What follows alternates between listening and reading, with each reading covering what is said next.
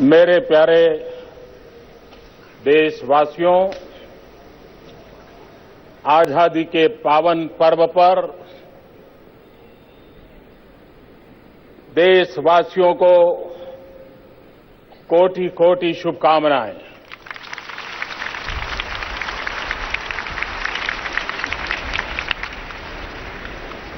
आज पूरा देश स्वातंत्र्य पर्व के साथ साथ जन्माष्टमी का पर्व भी मना रहा है। मैं मेरे सामने देख रहा हूं, बहुत बड़ी मात्रा में बाल कन्हैया भी यहां उपस्थित है।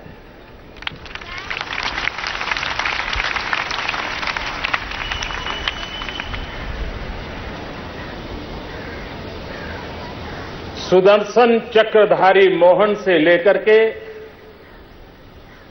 चरखाधारी मोहन तक हमारी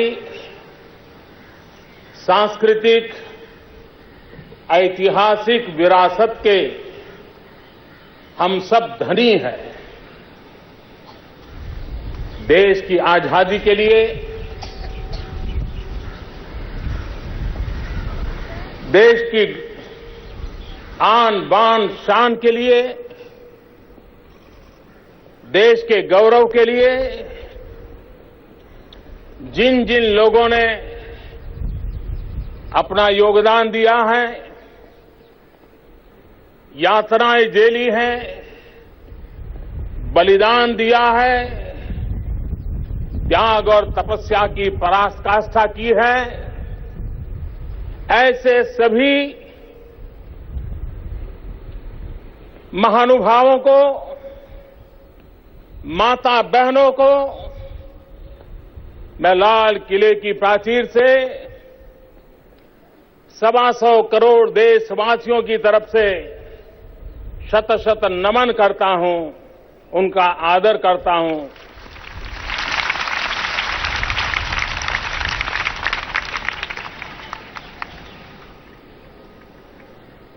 कभी कभार प्राकृतिक आपदाएं हम लोगों के बहुत बड़ी चुनौती बन जाती है। अच्छी वर्षा देश को फलने फूलने में बहुत ही योगदान देती है, लेकिन जलवायु परिवर्तन का नतीजा है कि कभी कभी ये प्राकृतिक आपदा संकट भी मोल लेते हैं। पिछले दिनों देश के कई भूभागों में इस प्राकृतिक आपदा का संकट आया। पिछले दिनों अस्पताल में हमारे मासूम बच्चों की मौत हुई। ये सारी संकट की घड़ी, दुख की घड़ी 125 करोड़ देशवासियों की संवेदनाएं इस आपत्ति में सबके साथ है। और मैं देशवासियों को विश्वास दिलाता हूं कि ऐसे संकट के समय पूर्ण संवेदनशीलता के साथ जन सामान्य की सुखाकारी के लिए, सुरक्षा के लिए कुछ भी करने में हम कमी नहीं रहने देंगे। मेरे प्यारे देशवासियों, ये वर्ष आजाद भारत के लिए एक विशेष वर्ष है। अभी पिछले सप्ताह ही क्विट इंडिया मूवमेंट के 75 साल हमने स्मरण किया। ये वर्ष है जब चंपारण सत्याग्रह की शताब्दी मना रहे हैं। ये वर्ष है जब साबरमती आश्रम की शताब्दी का भी वर्ष है। ये वर्ष है जब लोकमान्य तिलक जी, जिन्होंने कहा था स्वराज्य मेरा जन्मसिद्ध अधिकार है, और जनचेतना जगाने के लिए सार्वजनिक गणेशोत्सव की परंपरा को प्रारंभ किया था, उसको भी 125वां वर्ष है। एक प्रकार से इतिहास की ऐसी तवारीखें जिसका स्मरण, जिसका बोधपाठ हमें देश के लिए कुछ न कुछ करने की प्रेरणा देता है। हम आजादी का 70 वर्ष और 2022 में आजादी के 75 साल, 1942 से 1947 देश ने एक सामूहिक शक्ति का प्रदर्शन किया, अंग्रेजों के नाक को दम ला दिया और 5 साल के भीतर भीतर अंग्रेजों को हिंदुस्तान छोड़ करके जाना पड़ा। हमें आजादी के 75 साल के 5 साल अभी हमारे पास है। हमारी सामूहिक संकल्प शक्ति, हमारा सामूहिक पुरुषार्थ, हमारी सामूहिक प्रतिबद्धता उन महान देशभक्तों को याद करते हुए परिश्रम की पराकाष्ठा 2022 में आजादी के दीवानों के सपनों के अनुरूप भारत बनाने के लिए काम आ सकती है। और इसलिए न्यू इंडिया का एक संकल्प लेकर के हमें देश को आगे बढ़ाना है। 125 करोड़ देशवासियों के संकल्प से, 125 करोड़ देशवासियों के पुरुषार्थ से, 125 करोड़ देशवासियों के त्याग और तपस्या से। और हम जानते हैं सामूहिकता की शक्ति क्या होती है। भगवान कृष्ण कितने ही सामर्थ्यवान थे, लेकिन जब ग्वाले अपनी लकड़ी लेकर के खड़े हो गए, एक सामूहिक शक्ति थी, गोवर्धन पर्वत उठा लिया। प्रभु रामचंद्र जी को लंका जाना था, वानर सेना के छोटे छोटे लोग लग गए, राम सेतु बन गया, राम जी लंका पहुंच गए। एक मोहनदास करमचंद गांधी थे, देश के कोटि कोटि लोग हाथ में तकली लेकर के, रुई लेकर के आजादी के ताने बाने बुनते थे। एक सामूहिक शक्ति की ताकत थी कि देश आजाद हो गया। कोई छोटा नहीं होता, कोई बड़ा नहीं होता। अरे एक गिलहरी का उदाहरण हमें मालूम है, एक गिलहरी भी परिवर्तन की प्रक्रिया की हिस्सेदार बनती है। वो कथा हम सब जानते हैं। और इसलिए 125 करोड़ देशवासियों में न कोई छोटा है न कोई बड़ा है, हर कोई अपनी जगह से 2022 के आजादी के बाद के 75 साल एक नया संकल्प, नया इंडिया, नई ऊर्जा, नया पुरुषार्थ, सामूहिक शक्ति के द्वारा हम देश में परिवर्तन ला सकते हैं। न्यू इंडिया जो सुरक्षित हो, समृद्ध हो, शक्तिशाली हो।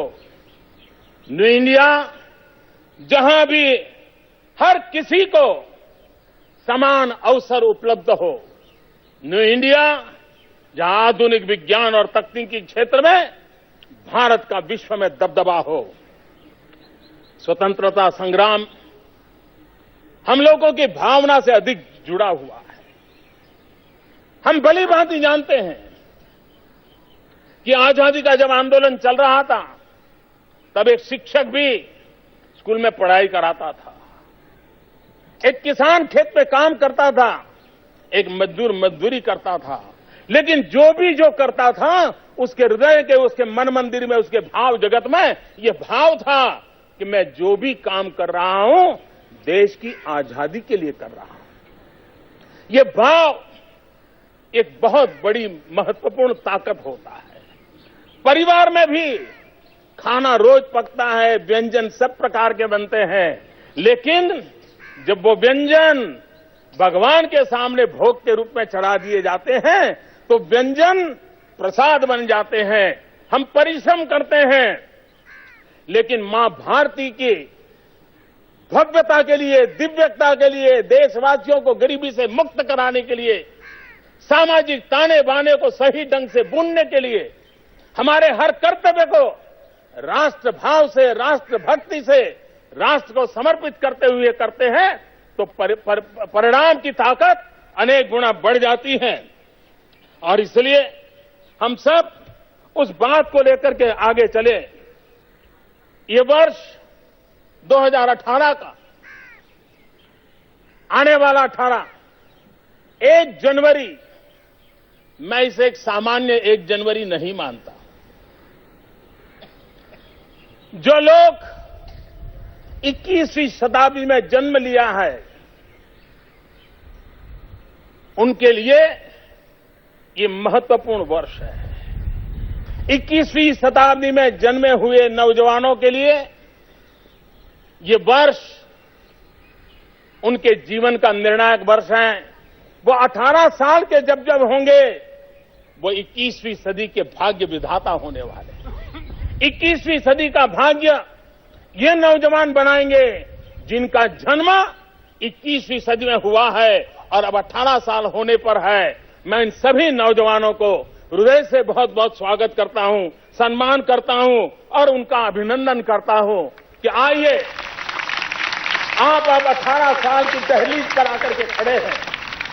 देश का भाग्य निर्माण करने का आपको अवसर मिल रहा है। आप देश की विकास यात्रा में बहुत तेजी से भागीदार बनिए। देश आपको निमंत्रण देता है।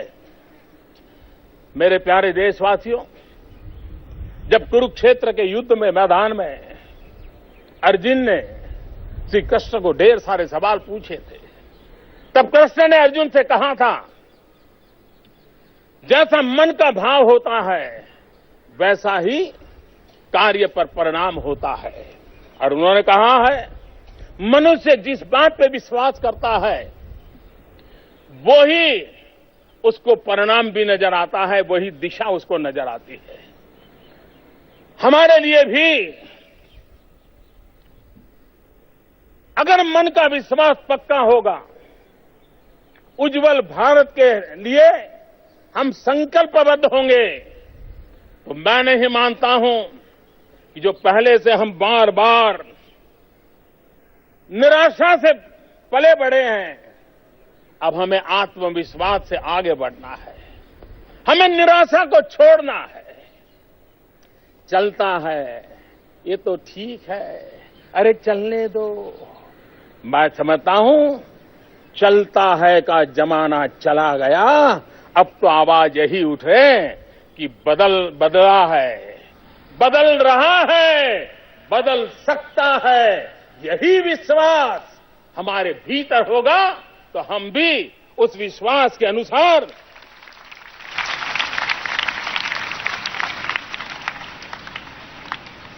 साधक हो, साधन हो, सामर्थ्य हो, संसाधन हो, लेकिन जब ये त्याग और तपस्या से जुड़ जाते हैं, कुछ कर गुजरने के इरादे से बन जाते हैं, तो अपने आप बहुत बड़ा परिवर्तन आता है और संकल्प सिद्धि में परिवर्तित हो जाता है।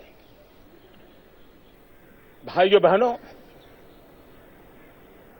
आजाद भारत में हर देशवासी के दिल में देश की रक्षा सुरक्षा एक बहुत स्वाभाविक बात है। हमारा देश, हमारी सेनाएं, हमारे वीर पुरुष, हर यूनिफॉर्म फोर्सेस, कोई भी हो, सिर्फ आर्मी, एयरफोर्स, नेवी नहीं, सारे यूनिफॉर्म फोर्स, उन्होंने जब जब मौका आया है अपना कर्तव्य दिखाया, अपना सामर्थ्य दिखाया है। बलिदान की पराकाष्ठा करने में ये हमारे वीर कभी पीछे नहीं रहे हैं। चाहे लेफ्ट विंग एक्सट्रीमिज्म हो, चाहे आतंकवाद हो, चाहे इन्फिल्ट्रेटर्स हो, चाहे हमारे भीतर कठिनाइयां पैदा करने वाले तत्व हो, हमारे देश के इन यूनिफॉर्म में रहने वाले लोगों ने बलिदान की पराकाष्ठा की है। और जब सर्जिकल स्ट्राइक हुई, दुनिया को हमारा लोहा मानना पड़ा, हमारे लोगों की ताकत को मानना पड़ा। मेरे प्यारे देशवासियों, ये साफ है कि हम देश की सुरक्षा हमारी प्राथमिकता है, आंतरिक सुरक्षा हमारी प्राथमिकता है। समंदर हो या सीमा हो, साइबर हो या स्पेस हो, हर प्रकार की सुरक्षा भारत अपने आप में सामर्थ्यवान है और देश के खिलाफ कुछ भी करने वालों के हौसले पस्त होने के लिए हम ताकतवर हैं। मेरे प्यारे देशवासियों, गरीबों को लूट करके तिजोरी भरने वाले लोग आज भी चैन की नींद नहीं सो पा रहे हैं और उससे मेहनतकश और ईमानदार व्यक्ति का भरोसा बढ़ता है। ईमानदार को लगता है कि हां, अब मैं ईमानदारी के रास्ते पर चलूंगा तो मेरी ईमानदारी का भी कोई मूल्य है। आज माहौल बना है कि ईमानदारी का महोत्सव मनाया जा रहा है, ईमानदारी का उत्सव मनाया जा रहा है और बेईमानी के लिए सर छुपाने की जगह नहीं बच रही है।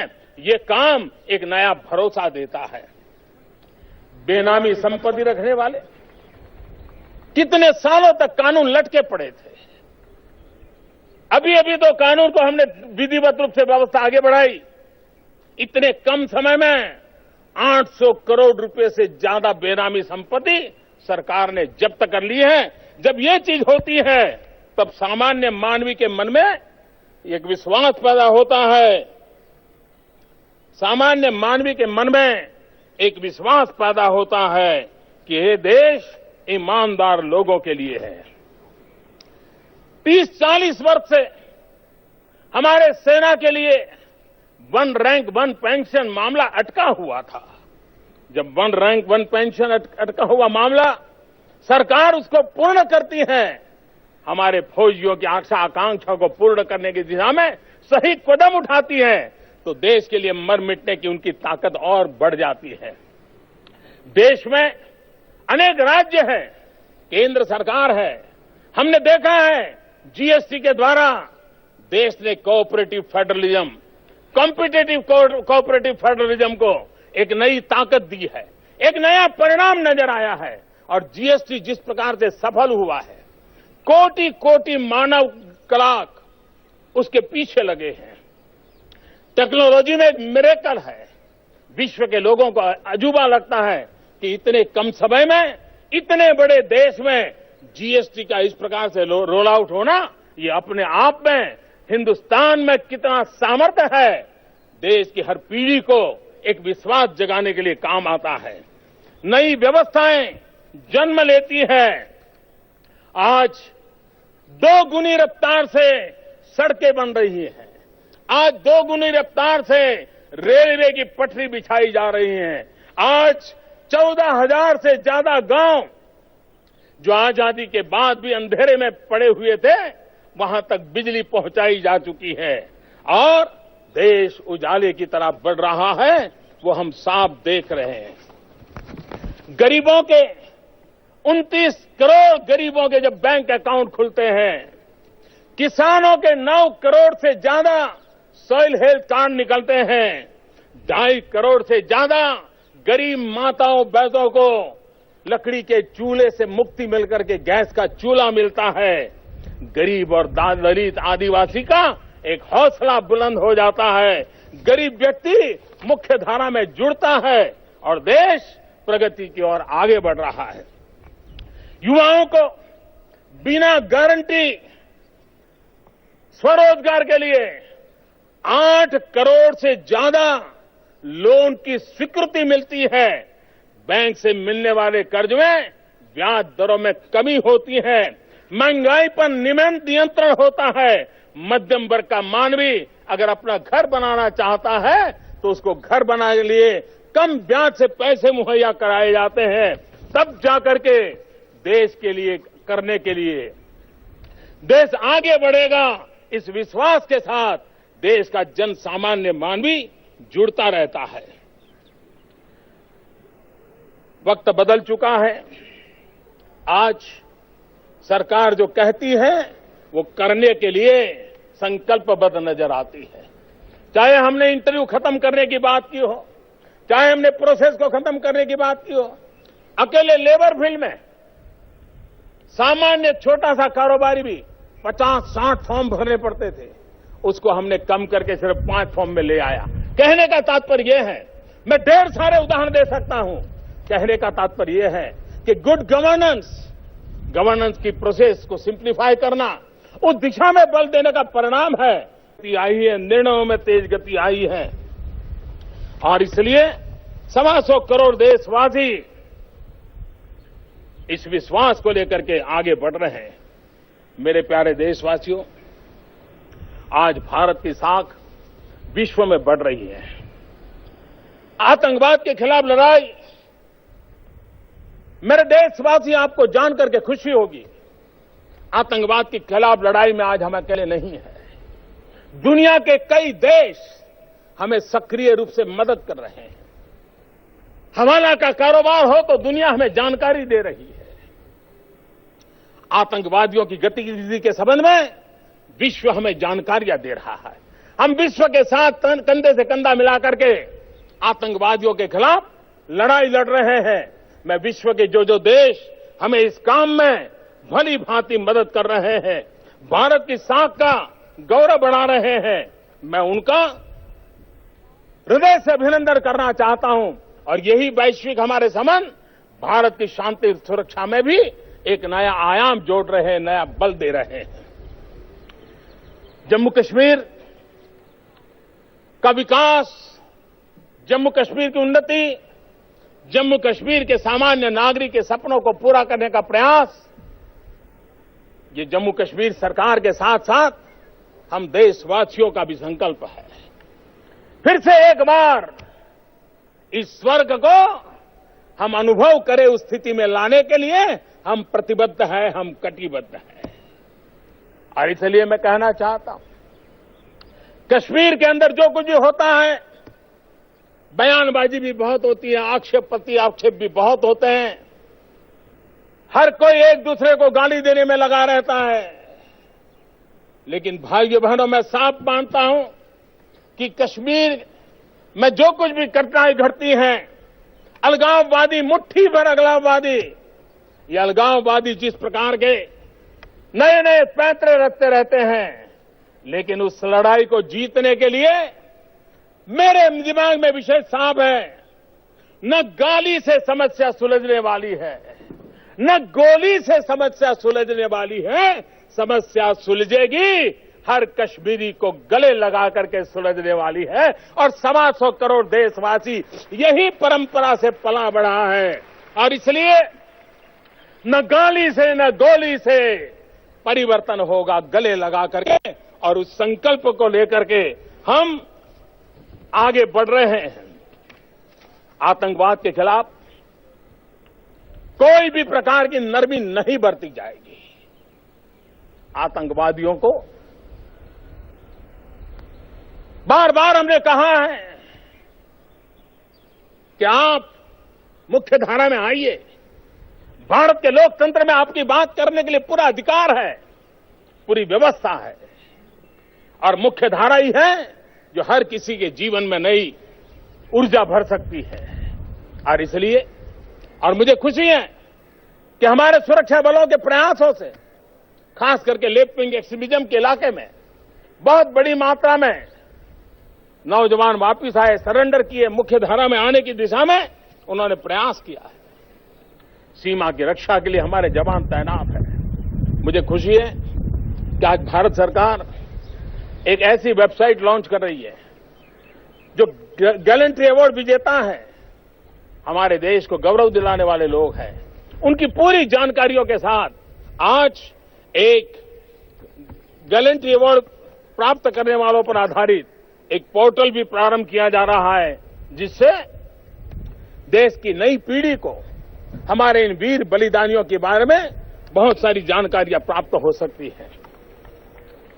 टेक्नोलॉजी की मदद से देश में ईमानदारी को बल देने का हम लोगों का भरपूर प्रयास है। काले धन के खिलाफ हमारी लड़ाई जारी रहेगी। भ्रष्टाचार के खिलाफ हमारी लड़ाई जारी रहेगी और हमने धीरे धीरे टेक्नोलॉजी को इंटरवीन करते हुए आधार की व्यवस्था को जोड़ते हुए ट्रांसपेरेंसी लाने की दिशा में अनेक विध सफल प्रयास किए हैं और दुनिया के अनेक लोग भारत के इस मॉडल की चर्चा भी करते हैं और उसका अध्ययन भी करते हैं। सरकार में भी खरीदी करने में अब छोटा सा व्यक्ति हजारों किलोमीटर दूर बैठा हुआ गांव का व्यक्ति भी सरकार को अपना माल सप्लाई कर सकता है, अपनी प्रोडक्ट सप्लाई कर सकता है। उसको बड़े की जरूरत नहीं, बिचौलिए की जरूरत नहीं है। जेम नाम का एक पोर्टल बनाया है, GEM, उसके द्वारा गवर्नमेंट प्रोक्योर कर रही है। बहुत सारी मात्रा में ट्रांसपेरेंसी लाने में सफलता मिली है। भाइयों बहनों, सरकार की योजनाओं में रफ्तार बढ़ी है। जब सरकार किसी काम में विलंब हो जाता है तो सिर्फ वो प्रोजेक्ट का विलंब नहीं होता है, वो सिर्फ धन के खर्चे से जुड़ा विषय नहीं होता है। जब कोई भी काम अटक जाता है, रुक जाता है, तो सबसे ज्यादा नुकसान मेरे गरीब परिवारों को होता है, मेरी गरीब भाइयों बहनों को होता है। हम 9 महीने के भीतर भीतर मंगलयान पहुंच सकते हैं, यह हमारा सामर्थ्य है। 9 महीने के भीतर भीतर यहां से मंगलयान पहुंच सकते हैं। लेकिन मैंने एक बार सरकार के कामकाज का लेखा जोखा हर महीने लेता रहता हूं। एक बार ऐसी बात मेरे ध्यान में आई, 42 साल पुराना एक प्रोजेक्ट, 70-72 किलोमीटर का प्रोजेक्ट रेल का, 42 साल से अटका पड़ा था, लटका पड़ा था। भाइयों बहनों, 9 महीने में मंगलयान पहुंचने का सामर्थ्य रखने वाला मेरा देश 42 साल तक 70-72 किलोमीटर एक रेल की पटरी न बिछा दे, तब गरीब के मन में सवाल उठता है कि मेरा देश का क्या होगा। और ऐसी चीजों पर हमने ध्यान दिया है। इन चीजों में बदलाव लाने के लिए हमने नई नई टेक्नोलॉजी हो, जियो टेक्नोलॉजी का विषय हो, स्पेस टेक्नोलॉजी का विषय हो, इन सारी चीजों को जोड़ करके हमने उसमें परिवर्तन लाने का प्रयास किया है। आपने देखा होगा, एक समय था यूरिया के लिए राज्य और केंद्र के बीच में तनाव चलता था, केरोसिन के लिए राज्य और केंद्र के लिए तनाव चलता था। एक ऐसा माहौल था जैसे केंद्र बड़ा भाई है, राज्य छोटा भाई है। हमने पहले दिन से दिशा में काम किया, क्योंकि लंबे अरसे तक मुख्यमंत्री रहा हूं, इसलिए मुझे पता है कि देश के विकास में राज्यों की कितनी अहमियत है, मुख्यमंत्रियों का कितना महत्व है, राज्यों की सरकारों का कितना महत्व है, इसको मैं भली भांति समझता हूं। और इसलिए कोऑपरेटिव फेडरलिज्म और अब कॉम्पिटिटिव कोऑपरेटिव फेडरलिज्म, उस पर हम बल दिया है। और आपने देखा होगा, आज मिलकर के सारे निर्णय हम मिलकर के कर रहे हैं। आपको याद होगा, इसी लाल किले की प्राचीर से एक बार देश के राज्यों के बिजली के कंपनियों की दुर्दशा की चर्चा एक प्रधानमंत्री ने की थी। लाल किले पर से चिंता व्यक्त करनी पड़ी थी। आज हमने राज्यों के साथ लेकर के उदय योजना के द्वारा राज्यों को ताकत दे करके उस बिजली के कारखानों के कारोबार में जो समस्याएं थी, उसका समाधान का काम मिलजुल करके किया। फेडरलिज्म का एक बहुत बड़ा सबूत है। जीएसटी के साथ साथ चाहे स्मार्ट सिटी का निर्माण की बात हो, चाहे स्वच्छता का अभियान हो, चाहे टॉयलेट की चर्चा हो, ईज ऑफ डूइंग बिजनेस की बात हो, ये सारे विषय ऐसे हैं कि हमारे देश के सभी राज्य कंधे से कंधा मिला करके आज भारत के साथ, भारत की सरकार कंधे से कंधा मिलाकर राज्य के साथ चलने में बहुत बड़ी सफल हो रही है। मेरे प्यारे देशवासियों, न्यू इंडिया हमारी सबसे बड़ी ताकत है लोकतंत्र। लेकिन हम जानते हैं कि हमने लोकतंत्र को मतपत्र तक सीमित कर दिया है। लोकतंत्र मतपत्र तक सीमित नहीं हो सकता है और इसलिए हम न्यू इंडिया में उस लोकतंत्र का बल देना चाहते हैं जिसमें तंत्र से लोक नहीं, लेकिन लोगों से तंत्र चले, ऐसा लोकतंत्र न्यू इंडिया की पहचान बने, उस दिशा में हम जाना चाहते हैं। लोकमान्य तिलक जी ने कहा था स्वराज्य मेरा जन्मसिद्ध अधिकार है। आजाद भारत में हम सबका मंत्र होना चाहिए, सुराज्य मेरा जन्मसिद्ध अधिकार है। सुराज्य हम सबका दायित्व होना चाहिए। नागरिक ने अपनी जिम्मेवारियां निभानी चाहिए, सरकारों ने अपनी जिम्मेवारियां निभानी चाहिए। स्वराज्य से स्वराज्य की ओर जब चलना है, देशवासी पीछे नहीं रहते। जब मैंने गैस सब्सिडी छोड़ने के लिए कहा, देश आगे आया। स्वच्छता की बात कही, आज भी हिंदुस्तान के हर कोने में कोई न कोई स्वच्छता के अभियान को आगे बढ़ा रहा है। जब नोटबंदी की बात आई, दुनिया को आश्चर्य हुआ था। यहां तक लोग कह रहे थे अब मोदी गया, लेकिन नोटबंदी में 125 करोड़ देशवासियों ने जिस धैर्य को दिखाया, जिस विश्वास को बताया, और उसी का परिणाम है कि आज भ्रष्टाचार के खिलाफ नकेल लगाने में हम एक के बाद कदम उठाने में सफल हो रहे हैं।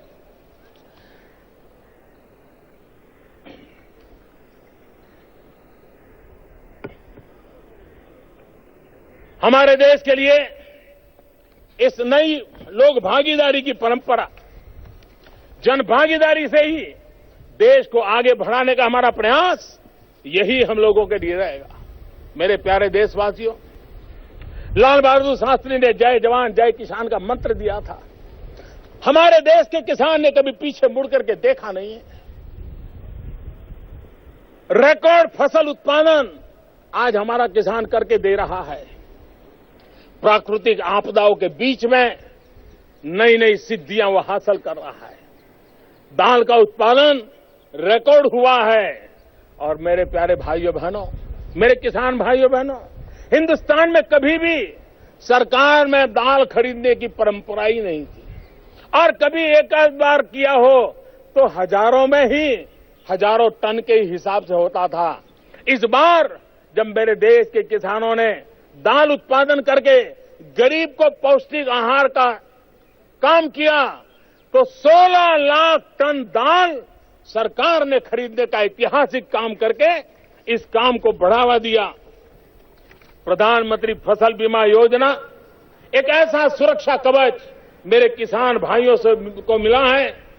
3 साल पहले सिर्फ 3.25 करोड़ किसान इस प्रधानमंत्री फसल बीमा योजना, पहले दूसरे नाम से चलती थी, उसका लाभ लेते थे। आज प्रधानमंत्री फसल बीमा योजना में इतने कम समय में 125 करोड़ नए किसान इसके साथ जुड़ गए हैं, और करीब करीब ये संख्या आगे चल करके 5.25 करोड़ पर पहुंची है। प्रधानमंत्री कृषि सिंचाई योजना, किसान को अगर पानी मिले तो मिट्टी में से सोना पैदा करने की ताकत रखता है, और इसलिए किसान को पानी पहुंचाने के लिए मैंने पिछली बार लाल किले से कहा था, उन योजनाओं में से 21 योजनाएं हम पूर्ण कर चुके हैं, और बाकी 50 योजनाएं आने वाले कुछ समय में पूर्ण हो जाएगी। और टोटल 99 योजनाओं का मैंने संकल्प लिया है। 2019 के पहले उन 99 बड़ी बड़ी योजनाएं परिपूर्ण करके किसान के खेत तक पानी पहुंचाने का काम हम पूर्ण कर देंगे। और किसान को बीज से बाजार तक जब तक हम व्यवस्था नहीं देते हैं, हमारे किसान के भाग्य को हम नहीं बदल सकते। और इसलिए उसके लिए इंफ्रास्ट्रक्चर चाहिए, उसके लिए सप्लाई चेन चाहिए। हर साल लाखों करोड़ रुपयों का हमारी सब्जी, हमारे फल, हमारी फसल बर्बाद हो जाती है, और इसलिए उसको बदलने के लिए एक तो फॉरेन डायरेक्ट इन्वेस्टमेंट को बढ़ावा दिया, ताकि फूड प्रोसेसिंग के अंदर दुनिया हमारे साथ जुड़े। इंफ्रास्ट्रक्चर बनाने के लिए बढ़ावा दिया, और भारत सरकार ने प्रधानमंत्री किसान संपदा योजना लागू की है, जिसके कारण उन व्यवस्थाओं को निर्माण किया जाएगा जो बीज से बाजार तक किसान को हैंड होल्डिंग करेंगे, व्यवस्थाएं विकसित करेंगे, और हमारे करोड़ों किसानों की जिंदगी में एक नया बदलाव लाने में हम सफल होंगे। बदलती डिमांड और टेक्नोलॉजी के कारण हमारे देश में नेचर ऑफ जॉब में भी बहुत बड़ा बदलाव आ रहा है। रोजगार से जुड़ी योजनाओं में ट्रेनिंग के तरीके में 21वीं सदी की आवश्यकताओं के अनुसार मानव संसाधन के विकास के लिए भारत सरकार ने अनेक नई योजनाएं हाथ में ली। नौजवानों को बिना गारंटी बैंकों से पैसा मिले, इसके लिए बहुत बड़ा अभियान चलाया है। हमारा नौजवान अपने पैरों पर खड़ा हो, वो रोजगार पाने वाला नहीं, रोजगार देने वाला बने। और पिछले 3 साल में देखा है कि प्रधानमंत्री मुद्रा योजना के कारण करोड़ों नौजवान अपने पैरों पर खड़े हुए हैं। इतना ही नहीं, एक नौजवान 1 या 2, 3 और लोगों को भी रोजगार दे रहा है। शिक्षा के क्षेत्र में वर्ल्ड क्लास यूनिवर्सिटी बनाने के लिए हमने बंधनों से मुक्ति देने का एक बड़ा अहम कदम उठाया है। 20 यूनिवर्सिटियों का आह्वान किया है कि आप अपने भाग्य का फैसला कीजिए, सरकार कहीं बीच में नहीं आएगी। ऊपर से सरकार 1000 करोड़ रुपए तक की मदद करने के लिए भी तैयार है। आह्वान किया है। मुझे विश्वास है मेरे देश की शिक्षा संस्थाओं में जरूर आगे आएंगे, इसको सफल करेंगे।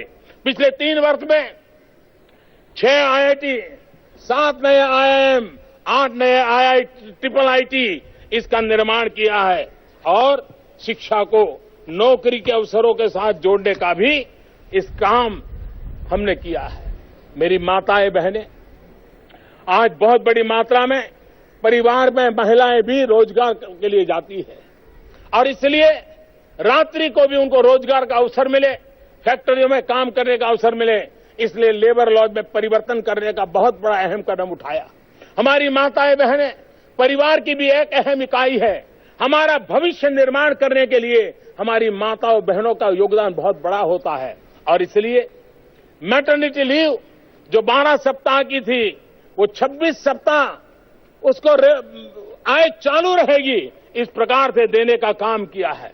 मैं आज हमारे महिलाओं के सशक्तिकरण के काम के संबंध में मैं खास करके मैं उन बहनों का अभिनंदन करना चाहता हूं जो 3 तलाक के कारण खिलाफ लड़ाई लड़ रही है। मैं हृदय से उनका अभिनंदन करता हूं और मुझे विश्वास है कि माताओं बहनों को अधिकार दिलाने में उनकी इस लड़त में हिंदुस्तान उनकी पूरी मदद करेगा। हिंदुस्तान पूरी मदद करेगा और विमेन एम्पावरमेंट के इस महत्वपूर्ण कदम में वो सफल होकर रहेगी, ऐसा मुझे पूरा भरोसा है। मेरे प्यारे देशवासियों, कभी कभी आस्था के नाम पर धैर्य के भाव में कुछ लोग ऐसी चीजें कर बैठते हैं जो समाज के ताने बाने को बिखेर देती है। देश शांति, एकता और सद्भावना से चलता है। जातिवाद का जहर, संप्रदायवाद का जहर देश का कभी भला नहीं कर सकता है। ये तो गांधी की भूमि है, बुद्ध की भूमि है। सबको साथ लेकर के चलना ये इस देश की संस्कृति और परंपरा का हिस्सा है। हमें इसको सफलता से आगे बढ़ाना है और इसलिए आस्था के नाम पर हिंसा को बल नहीं दिया जा सकता है। अस्पताल में कोई पेशेंट के साथ कुछ हो जाए, अस्पताल जला दिया जाए, अकस्मात हो जाए, गाड़ियां जला दिया जाए, आंदोलन करे, सरकारी संपत्ति को जला दिया जाए। आजाद हिंदुस्तान के लिए ये किसका है? हम 125 करोड़ देशवासियों की संपत्ति है। ये सांस्कृतिक विरासत किसकी है? ये हम 125 करोड़ देशवासियों की सांस्कृतिक विरासत है। ये आस्था किसकी है? हम 125 करोड़ देशवासियों की आस्था है और इसलिए आस्था के नाम पर हिंसा का रास्ता इस देश में कभी भी चल नहीं सकता। यह देश कभी स्वीकार नहीं कर सकता है और इसलिए मैं देशवासियों से आग्रह करूंगा। उस समय भारत छोड़ो का नारा था, आज नारा है भारत जोड़ो। व्यक्ति व्यक्ति को हमने साथ लेना है, जन जन को साथ लेना है, समाज के हर तबके को साथ लेना है और उसी को लेकर के हमें देश को आगे बढ़ाना है। समृद्ध भारत बनाने के लिए हमारी मजबूत अर्थव्यवस्था चाहिए, संतुलित विकास चाहिए, नेक्स्ट जनरेशन इंफ्रास्ट्रक्चर चाहिए, तब जाकर के हमारे सपनों के भारत को हम अपनी आंखों के सामने देख सकते हैं। भाइयों बहनों, अनगिनत निर्णय हमने 3 साल में किए हैं। कुछ चीजों को नोटिस किया गया है, कुछ चीजें शायद नोटिस में नहीं आई है, लेकिन एक बात महत्वपूर्ण है जब आप इतना बड़ा बदलाव करते हैं तो रुकावटें आती हैं, गति रुक जाती है। लेकिन ये सरकार की कार्यशैली देखिए, अगर ट्रेन भी किसी रेलवे स्टेशन से पास गुजरती है, जब ट्रैक बदलती है तो 60 से चलने वाली स्पीड को उसको 30 की स्पीड लाना पड़ता है। ट्रैक बदलने पर ट्रेन की स्पीड कम हो जाती है। हमने पूरे देश को एक नए ट्रैक पर ले जाने का प्रयास कर रहे हैं, लेकिन हमने उसकी स्पीड कम न होने नहीं दी है, हमने उसकी गति को बरकरार रखा है। चाहे जीएसटी लाए हो, कोई भी कानून लाए हो, कोई भी नई व्यवस्था लाए हो, हम उसको करने में सफल हुए हैं और हम आगे भी इसको हम करेंगे। हमने इंफ्रास्ट्रक्चर को बल दिया है, अभूतपूर्व खर्च इंफ्रास्ट्रक्चर के दिए जा रहे हैं। रेलवे स्टेशनों का आधुनिकीकरण हो, छोटे शहर में चाहे एयरपोर्ट बनाना हो, चाहे वाटरवे की व्यवस्था करनी हो, चाहे रोडवेज की व्यवस्था करनी हो, चाहे गैस ग्रिड बनानी हो, चाहे पानी की ग्रिड करानी हो, चाहे ऑप्टिकल फाइबर नेटवर्क करना हो, हर प्रकार के आधुनिक इंफ्रास्ट्रक्चर को हम बल दे रहे हैं। मेरे प्यारे देशवासियों, 21वीं सदी में भारत को आगे बढ़ाने का एक सबसे ऊर्जावान क्षेत्र है हमारा पूर्वी हिंदुस्तान। इतना पोटेंशियल है, सामर्थ्यवान मानव संसाधन है, अपार प्राकृतिक संपदा है, परिश्रम के धनी है, संकल्प कर करके जिंदगी बदलने का सामर्थ्य रखते हैं। हमारा पूरा ध्यान पूर्वी उत्तर प्रदेश, बिहार, बंगाल, आसाम, नॉर्थ ईस्ट, उड़ीसा, ऐसे सामर्थ्यवान हमारे राज्य हैं जहां प्राकृतिक संपदा भरपूर है, उसको आगे बढ़ा करके देश को एक नई ऊंचाई पर ले जाने की दिशा में हम प्रयत्नरत हैं। भाइयों बहनों, भ्रष्टाचार मुक्त भारत ये एक बड़ा अहम काम, उसको हम बल देने का प्रयास कर रहे हैं। सरकार बनने के बाद पहला काम किया था एसआईटी बनाने का। आज 3 साल के बाद मैं देशवासियों को बताना चाहता हूं, गर्व से बताना चाहता हूं, 3 साल के भीतर करीब 1.25 लाख करोड़ रुपयों से भी ज्यादा काला धन को हमने खोल दिया है, उसको पकड़ा है और उसको सरेंडर करने के लिए मजबूर किया है। उसके बाद हमने नोटबंदी का फैसला किया। नोटबंदी के द्वारा हमने अनेक महत्वपूर्ण सफलताएं प्राप्त की हैं। जो काला धन छिपा हुआ था उसको मुख्य धारा में आना पड़ा। और आपने देखा होगा कि हम कभी 7 दिन, 10 दिन, 15 दिन बढ़ाते जाते थे, कभी पेट्रोल पंप पर, कभी दवाई दुकान पर, कभी रेलवे स्टेशन पर पुरानी नोट लेने का जारी रखते थे, क्योंकि हमारा प्रयास था कि एक बार जो भी धन है वो बैंकों में एक फॉर्मल इकोनॉमी का हिस्सा बन जाए, और उस काम को हमने सफलतापूर्वक पार किया। और इसका कारण ये हुआ है, अभी जो रिसर्च हुआ है, करीब 3 लाख करोड़ रुपया, ये सरकार ने रिसर्च नहीं किया है, बाहर के एक्सपर्ट ने किया है। नोटबंदी के बाद 3 लाख करोड़ रुपया जो अतिरिक्त, जो कभी बैंकिंग सिस्टम में वापस नहीं आता था, वो आया है। बैंकों में जमा की गई राशि में 2.25 लाख करोड़ से अधिक राशि शक के घेरे में है। कम से कम 2 लाख करोड़ रुपया से ज्यादा काला धन उसको बैंकों तक पहुंचना पड़ा है, और अब व्यवस्था के साथ उनको अपना जवाब देने के लिए मजबूर हुए हैं। नए काले धन पर भी बहुत बड़ा रुकावट आ गई है। इस वर्ष इसका परिणाम देखिए, 1 अप्रैल से 5 अगस्त तक इनकम टैक्स रिटर्न दाखिल करने वाले नए व्यक्तिगत करदाताओं की संख्या 56 लाख। पिछले साल उसी अवधि में ये संख्या सिर्फ 22 लाख थी, डबल से भी ज्यादा। ये कारण काले धन के खिलाफ हमारी लड़ाई का परिणाम है। 18 लाख से ज्यादा ऐसे लोगों को पहचान लिया गया है जिनकी आय उनके हिसाब किताब से कुछ ज्यादा है, बेशुमार ज्यादा है, और इसलिए ये अंतर का उनको जवाब देना पड़ रहा है। 4.5 लाख लोग इसमें से अब मैदान में आए हैं, अपनी गलती स्वीकार करके रास्ते पर आने का प्रयास कर रहे हैं। 1 लाख लोग ऐसे सामने आए हैं जिन्होंने कभी जिंदगी में इनकम टैक्स का नाम भी नहीं सुना था, न इनकम टैक्स दिया था, न कभी उस पर उन्होंने सोचा था, लेकिन आज उनको वो करना पड़ रहा है। भाइयों बहनों, हमारे देश में अगर 2-4 कंपनियां भी कहीं बंद हो जाएं, तो 24 घंटे उस पर चर्चाएं होती हैं, डिबेट होती हैं, अर्थनीति खत्म हो गई, ये हो गया, न जाने क्या क्या होता है। आपको जान करके हैरानी होगी, काले धन के कारोबारी शेल कंपनियां चलाते थे और नोटबंदी के बाद जब डाटा माइनिंग किया गया, 3 लाख कंपनियां ऐसी पाई गई हैं जो सिर्फ और सिर्फ शेल कंपनियां हैं, हवालों का कारोबार करती थी। 3 लाख, कोई कल्पना कर सकता है? और उसमें से 2.25 लाख का रजिस्ट्रेशन हमने कैंसल कर दिया है। 5 कंपनियां बंद हो जाए तो हिंदुस्तान में तूफान मच जाता है। 2.25 लाख कंपनियों को ताले लगा दिए। देश का माल लूटने वालों को जवाब देना पड़ेगा, ये काम हमने करके दिया। आपको हैरानी होगी, कुछ तो सेल कंपनियां ऐसी हैं जो एक ही एड्रेस पर 400 कंपनियां चल रही थी। भाइयों बहनों, 400 कंपनियां चल रही थी। कोई देखने वाला नहीं था, कोई पूछने वाला नहीं था, सारी मिली भगत चल रही थी। और इसलिए मेरे भाइयों बहनों, मैंने भ्रष्टाचार, काले धन के खिलाफ एक बहुत बड़ी लड़ाई छेड़ी है।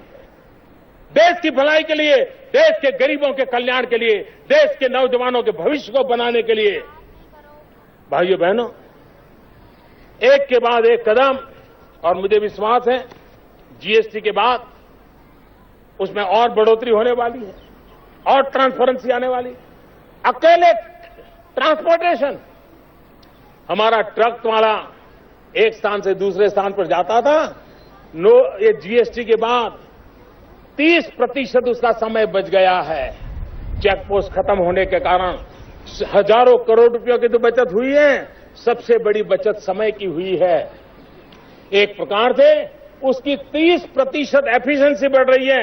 आप कल्पना कर सकते हैं हिंदुस्तान के ट्रांसपोर्ट जगत में 30% एफिशिएंसी बढ़ने का मतलब क्या होता है। एक जीएसटी के कारण इतना बड़ा परिवर्तन आया है। मेरे प्यारे देशवासियों, आज नोटबंदी के कारण बैंकों के पास धन आया है, बैंक अपना ब्याज दर कम कर रही है। मुद्रा के द्वारा सामान्य मानवी को बैंक से पैसा मिल रहा है। सामान्य मानवी को अपने पैरों पर खड़े होने के लिए अवसर मिल रहा है। गरीब हो, मध्यम वर्ग का व्यक्ति हो, घर बनाना चाहता है तो बैंक उसको मदद करने के लिए आगे आ रही है, कम ब्याज के दर से आगे आ रही है। ये सारा देश के अर्थतंत्र को गति देने की दिशा में काम कर रहा है। मेरे प्यारे देशवासियों, अब ये वक्त बदल चुका है। हम 21वीं सदी में हैं। विश्व का सबसे बड़ा युवा वर्ग हमारे देश में है। दुनिया में हमारी पहचान आईटी के द्वारा है, डिजिटल वर्ल्ड के द्वारा है। क्या अब भी हम उसी पुरानी सोच में रहेंगे? अरे एक जमाने में चमड़े के सिक्के चलते थे, धीरे धीरे लुप्त हो गए, कोई पूछने वाला नहीं रहा। आज जो कागज की नोट है, समय आते रहते वो सारा का सारा डिजिटल करेंसी में कन्वर्ट होने वाला है। हम नेतृत्व करें, हम जिम्मेवारी लें, हम डिजिटल ट्रांजैक्शन की जाएं, हम भीम ऐप को अपना आर्थिक कारोबार का हिस्सा बनाएं, हम प्रीपेड के द्वारा भी काम करें। और मुझे खुशी है कि इस लेनदेन, डिजिटल लेनदेन बढ़ी है। पिछले साल के मुकाबले में 34% का उसमें इजाफा हुआ है और प्रीपेड भुगतान में करीब 44% का। और इसलिए कम कैश वाली अर्थव्यवस्था, उसको लेकर के हमने आगे बढ़ना चाहिए। मेरे प्यारे देशवासियों, सरकार की कुछ योजनाएं ऐसी है जो हिंदुस्तान के सामान्य मानवी के जेब में पैसे बचाती है। अगर आप एलईडी बल्ब लगाते हैं तो साल भर का 1000, 2000, 5000 रुपये आपका बचने वाला है। अगर आप स्वच्छ भारत में सफल होते हैं तो गरीब का 7000 रुपया दवाई का खर्चा बंद होता है। महंगाई पर नियंत्रण, आपका बढ़ते हुए खर्च को रोकने में सफल हुआ है, एक प्रकार से आपकी बचत है। जन औषधि केंद्रों के द्वारा सस्ती दवाई की दुकान गरीब के लिए एक बहुत बड़ा आशीर्वाद बनी है। हमारे यहां ऑपरेशन के पीछे, स्टेंट के पीछे जो खर्च होते थे, आने वाले दिनों में नी के ऑपरेशन के लिए भी जो खर्च किया जा, हमारी कोशिश है कि गरीब और मध्यम वर्ग के मानवी के लिए एक खर्च कम हो, और उसके लिए हम एक के बाद एक कदम उठा रहे हैं। पहले हमारे देश में राज्यों के मुख्यालय में डायलिसिस हुआ करते थे। हमने तय किया हिंदुस्तान के जिला केंद्रों तक डायलिसिस पहुंचाएंगे। करीब 350-400 जिलों तक पहुंचा दिया और मुफ्त में डायलिसिस करके गरीब की जिंदगी बचाने का काम आज हम कर रहे हैं। आज देश गर्व कर सकता है कि हमने विश्व के सामने अपनी व्यवस्थाओं को विकसित किया है। जीपीएस सिस्टम के द्वारा नाविक नेविगेशन की व्यवस्था आज करने में हम सफल हुए हैं। हमने सार्क सैटेलाइट के द्वारा हमने पड़ोसी देशों के साथ मदद करने का सफल अभियान किया है। हम तेजस हवाई जहाज के द्वारा आज दुनिया के अंदर अपनी अहमियत पहुंचा रहे हैं। भीम आधार ऐप दुनिया के अंदर डिजिटल ट्रांजैक्शन के लिए एक अजूबा बना हुआ है। रुपे कार्ड, हिंदुस्तान में रुपे कार्ड करोड़ों की तादाद में है, और अगर वो ऑपरेशनल हो जाएगा, गरीबों के जेब में है, तो दुनिया का ये सबसे बड़ा हो जाएगा। और इसलिए मेरे प्यारे देशवासियों, मेरा आपसे यही आग्रह है कि हम न्यू इंडिया का संकल्प लेकर के आगे बढ़े, समय के रहते हुए करें। और हमारे यहां शास्त्रों में कहा गया है, अनियत कालाह प्रवृत्तयो विप्लवन्ते। सही समय पर अगर कोई कार्य पूरा नहीं किया गया तो फिर इच्छित परिणाम कभी नहीं मिलते हैं। और इसलिए टीम इंडिया के लिए, 125 करोड़ देशवासियों की टीम इंडिया के लिए आज हमें संकल्प लेना होगा 2022 तक न्यू इंडिया बनाने का। और ये काम हम खुद करेंगे, कोई करेगा ऐसा नहीं, हम खुद करेंगे, देश के लिए करेंगे, पहले से अच्छा करेंगे, पहले से ज्यादा करेंगे, समर्पण भाव से करेंगे। 2022 में भव्य दिव्य हिंदुस्तान देखने के लिए करेंगे। और इसलिए हम सब मिलकर के एक ऐसा भारत बनाएंगे जहां गरीब के पास पक्का घर हो, बिजली हो, पानी हो। हम सब मिलकर एक ऐसा भारत बनाएंगे जहां देश का किसान चिंता में नहीं, चैन से सोएगा। आज वो जितना कमा रहा है उससे 2022 तक 2 गुना कमाएगा। हम सब मिलकर के एक ऐसा हिंदुस्तान बनाएंगे जहां युवाओं, महिलाओं को अपने सपने पूरे करने के लिए भरपूर अवसर उपलब्ध होंगे। हम सब मिलकर के एक ऐसा भारत बनाएंगे जो आतंकवाद, संप्रदायवाद और जातिवाद से मुक्त होगा। हम सब मिलकर के एक ऐसा भारत बनाएंगे जहां भ्रष्टाचार और भाई भतीजावाद से कोई समझौता नहीं होगा। हम सब मिलकर के एक ऐसा भारत बनाएंगे जो स्वच्छ होगा, स्वस्थ होगा और स्वराज के सपने को पूरा करेगा। और इसलिए मेरे प्यारे देशवासियों, हम सब मिलकर के हम इस विकास की दौड़ में आगे चलने का प्रयास करेंगे। आज आजादी के 70 साल के बाद, आजादी के 75 साल की प्रतीक्षा के बीच 5 साल के महत्वपूर्ण कार्यकाल में एक दिव्य भव्य भारत के सपने को लेकर के हम सभी देशवासी चले। इसी एक भाव के साथ मैं फिर एक बार आजादी के दीवानों को प्रणाम करता हूं। 125 करोड़ देशवासियों के नए विश्वास, नए उमंग को नमन करता हूं और नए संकल्प के साथ आगे चलने के लिए टीम इंडिया को आह्वान करता हूं। इसी भावना के साथ आप सबको हृदय से मेरी बहुत बहुत शुभकामनाएं। भारत माता की जय। वंदे मातरम। जय हिंद, जय हिंद, जय हिंद, जय हिंद। भारत माता की, भारत माता की, भारत माता की वंदे वंदे वंदे वंदे। बहुत बहुत धन्यवाद सबका।